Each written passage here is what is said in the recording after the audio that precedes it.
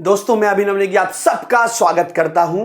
IIT Kanpur की तरफ से एक रीसेंट आज ही एक इम्पॉर्टेंट अनाउंसमेंट आई है, नया अपडेट आया है। बहुत समय से दोस्तों आप देख रहे थे जब हम जा रहे थे कि इस बार कौन कौन से 2 पेपर होंगे, तो 2 पेपर कॉम्बिनेशन में लिखा रहा था कि विल बी अनाउंस सून। अब वो अनाउंसमेंट हो गई है कि कौन से ब्रांच वाले अपने प्राइमरी पेपर के साथ सेकेंडरी पेपर कौन कौन सा दे सकते हैं। हो सकता है ये वाला आपको क्लियर ना हो, तो मैं क्लियर साइड पे आपको लेके चलता हूँ। ये भी आईआईटी का ऑफिशियल ब्रोचर ही है, तो अब अपने प्राइमरी पेपर के साथ सेकेंडरी पेपर कौन कौन सा दे सकते हैं वो बताऊंगा। लेकिन याद रखना दोस्तों, 30 अगस्त से 30 अगस्त से फॉर्म आपके पास ओपन हो जाएंगे। प्लीज़ लेट के चक्कर में मत पड़िएगा। लेट फीस से ऑलरेडी फॉर्म भर सकते हैं कुछ पर्टिकुलर डेट तक, पर आप 30 अगस्त का भर देना। और इसी चैनल पर दोस्तों हम आपको उस सारी नोटिफिकेशन और जानकारी दे भी देंगे। सबसे चलते हैं सिविल इंजीनियरिंग की तरफ। तो अपने प्राइमरी पेपर सिविल रखकर, अच्छा पेपर बताऊंगा अभी सारी ब्रांच के लिए, लेकिन एक और चीज, क्या दूसरा पेपर देना है या नहीं देना है उसके बारे में एक डिटेल्ड सेशन तो होगा ही, लेकिन यहां पर भी मैं आपको एक ओवरव्यू दे दूंगा कि किस बच्चे को सेकेंडरी पेपर देना चाहिए या किन कंडीशन में देना चाहिए, किन कंडीशन में अपने प्राइमरी पेपर पे ही स्टक रहना चाहिए। तो सिविल वाले बच्चे दे सकते हैं एरोस्पेस से, एग्रीकल्चर से, आपके पास एआर से। एआर मैंने लिखा था यार, क्या था भाई, सब कुछ मैंने डिटेल लिखी थी आपके पास। एआर आपके पास है, आर्किटेक्चर से दे सकते हैं, एनवायरमेंट साइंस से दे सकते हैं, जियोमेट्रिक्स इंजीनियरिंग से दे सकते हैं, नवल से दे सकते हैं, और एक्जी इंजीनियरिंग साइंस दे सकते हैं। मैकेनिकल की तरफ बढ़ता हूं तो मैकेनिकल वाले एई जो एरोस्पेस इंजीनियरिंग, इंस्ट्रूमेंटेशन, नवल से, प्रोडक्शन से, एक्जी से दे सकते हैं। ईई वाले इलेक्ट्रिकल वाले इलेक्ट्रॉनिक्स, इंस्ट्रूमेंटेशन और फिजिक्स से। ईसी वाले कंप्यूटर साइंस से भी दे सकते हैं, इलेक्ट्रिकल से भी दे सकते हैं, इंस्ट्रूमेंटेशन से और फिजिक्स से दे सकते हैं। पूरा इंफॉर्मेशन अवेलेबल है, मैं अपने टेलीग्राम सिविल बाय अभिनव सर पर भी पेस्ट कर दूंगा इसका एक स्क्रीनशॉट।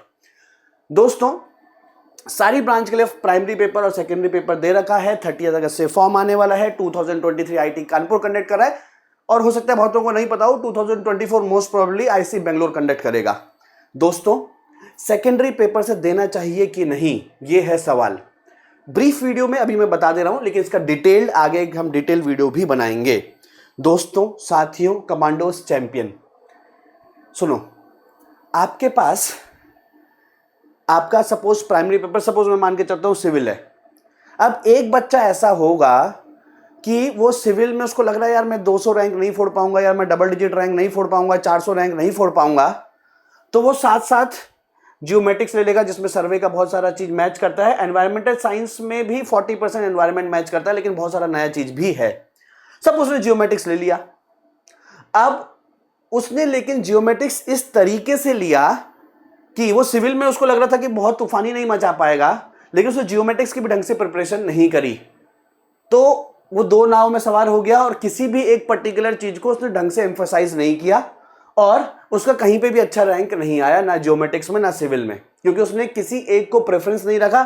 सिविल को उसको लग रहा था अच्छा नहीं कर पाएगा, लेकिन उसने वहां पर भी कोई बहुत तूफानी नहीं मचाया, और उसने अपने यहाँ के जो एफर्ट लगा सकता था उसको भी डाइवर्ट कर दिया। उसका दोनों में रैंक बिगड़ जाएगा, दोनों में स्कोर बिगड़ जाएगा, कोई फायदा नहीं है उसके लिए। लेकिन वहीं दूसरी ओर कोई बच्चा सिविल में, यार मैं एनवायरमेंट में, स्ट्रक्चर में, या जो जो आपके टॉपिक्स आएंगे आपके एग्जाम में, सिविल की बात नहीं कर रहा हूं, किसी भी ब्रांच में, उन सारी चीजों में वो बहुत स्ट्रांग नहीं था, लेकिन पर्टिकुलर 2 या 4 सब्जेक्ट में बहुत स्ट्रांग था, और वो पर्टिकुलर 2 या 4 सब्जेक्ट किसी पर्टिकुलर सेकेंडरी पेपर में आते हैं। मैं सिविल की नहीं, हर ब्रांच की बात कर रहा हूं। उस बच्चे को सेकेंडरी पेपर के लिए जाना चाहिए, ठीक है। तो देखो बहुत सारे क्वेश्चंस का आंसर यस नो या ब्लैक एंड व्हाइट नहीं होता है। सेकेंडरी पेपर में जाने से यदि आप बहुत ज्यादा उसमें एफर्ट नहीं लगाने वाले हैं और सिर्फ आप एक सेफ्टी की तरफ उसको देख रहे हैं, तो बहुत सारे बच्चों को लगता होगा कि वो सेफ्टी है, लेकिन बाद में जाके, या एक्स्ट्रा एक अपॉर्चुनिटी है, बाद में जाके पता चलेगा कि उस एक्स्ट्रा अपॉर्चुनिटी के चक्कर में ना तो वहां के रहे ना तो यहां के रहे, क्योंकि दोनों में ध्यान डाइवर्ट हो गया। तो सेकेंडरी पेपर में उसी को जाना है जिसको लगता है कि प्राइमरी पेपर के मैं सारे सब्जेक्ट्स में बहुत स्ट्रांग नहीं हूं, लेकिन पर्टिकुलर 2-4 पेपर में स्ट्रांग हूं, जो बहुत ही 80% 90% यहां कवर करेंगे सेकेंडरी पेपर में, और मैं वहां तूफान मचा सकता हूं, तब जाके बात बनेगी दोस्तों। तो उन्हीं बच्चों को सेकेंडरी पेपर में जाना है कि जो उधर वाली चीजों में बहुत स्ट्रांग है और इधर वाले में वो बहुत एवरेज है, ठीक है। इसके बारे में एक डिटेल सेशन भी हम ले आएंगे दोस्तों, तब तक आपने देख लीजिए और अभी से सेट कर लीजिए।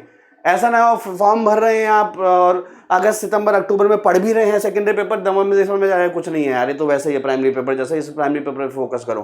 तो ध्यान डाइवर्ट करके एग्जाम से 2 महीने पहले फिर सिंगल पेपर में लाने का कोई मतलब नहीं है। इससे अच्छा पहले से एक पेपर में बना के चलो, ठीक है। तो सेकेंडरी पेपर में तभी जाना अगर वहां के सिलेबस में आप बहुत ही ज्यादा स्ट्रांग हो। अगर जितने स्ट्रांग प्राइमरी में थे उतने ही सेकेंडरी में हो तो बेटर है कि मैं एक पे फोकस करूं। ओके, तो दोस्तों आपके कोई भी और डाउट होंगे तो नीचे कमेंट सेक्शन पर मैं बिल्कुल रिप्लाई करूंगा। आपके किसी भी डाउट्स के लिए please do tag me there for reply, और इसका पूरा स्क्रीनशॉट मैं सिविल बाय अभिनव सर पर लगा दूंगा। थैंक यू दोस्त, टेक केयर। 30 अगस्त को फॉर्म भरना मत भूलना। Thank you.